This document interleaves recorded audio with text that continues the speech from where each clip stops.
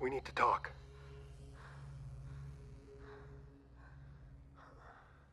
I hope it's about him. After the destruction of both the Jedi Order and then the Galactic Empire, the galaxy was left in a bit of flux when it came to the Force. Neither the light side nor the dark side seemed to have a major advantage, though one could argue the galaxy was now leaning to that of the light. The Sith were at this point licking their wounds, and one of the last remaining Jedi Knights was training to become a Jedi Master, and he had to rebuild the Order and also relearn the Force without the help of the original. Those who were Force sensitive would find themselves in a very uncertain, very dangerous era. So when a Force-sensitive child, especially a very powerful one, was taken up by an armored figure who wanted to get them somewhere safe, what were the remaining Jedi Knights and Masters to do once they found them? I've been quested with returning this child to the Jedi. In the episode of The Mandalorian that we'll be analyzing, I specifically want to look at the choices of Ahsoka Tano and her decision to decline to train the youngling Grogu, or Baby Yoda by his full name. For those who aren't aware, I am speaking of the Mandalorian episode, The Jedi.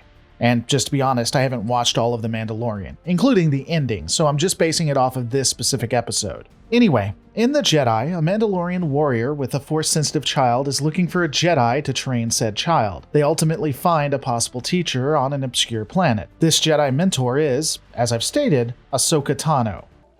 I cannot train him. What?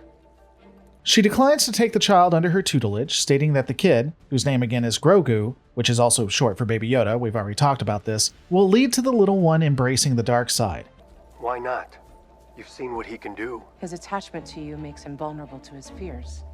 His anger. All the more reason to train him. No, I've seen what such feelings can do to a fully trained Jedi Knight. To the best of us. She continues her explanation by stating that she saw this exact thing happen to a powerful Jedi Knight, that the little one had become too attached.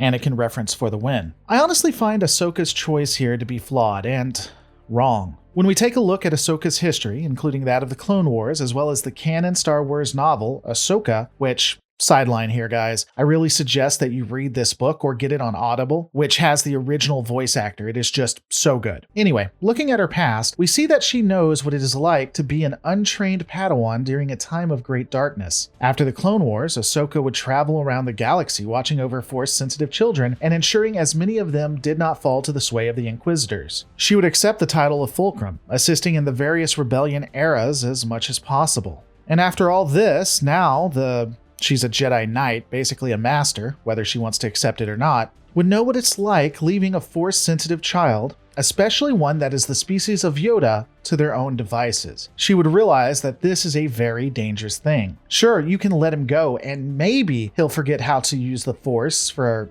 a limited time at least, but what if someone else finds him? What if, I don't know, some dark Sith Lord reaches out in an attempt to find the most powerful Force users and use them against the forces of light? Honestly, it's a pretty big risk. The best option would be to either keep watch over the little one to ensure they never fall to the dark side, or, wait for it, train them. It's my opinion that Ahsoka failed here. She was tested and relied on her emotion and the loss of Anakin rather than that of pragmatic thinking or logic, or what's best for the child and the light side. And I know while I haven't seen it, some might try to use what happens in the future as a good reason for her not to take care of Grogu. But without knowing how this story ends, which I highly doubt she did, I think that you would be leaving too much up to fate. And honestly, at the end of the day, allow me to leave it on this quote. Before I do, I'll go ahead and say massive spoilers for the ending of Mandalorian Season 2, so don't watch if you haven't seen The Mandalorian and you care about that stuff. Spoilers in 3,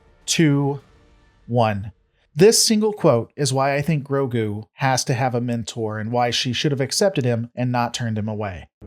I will give my life to protect the child, but he will not be safe until he masters his abilities.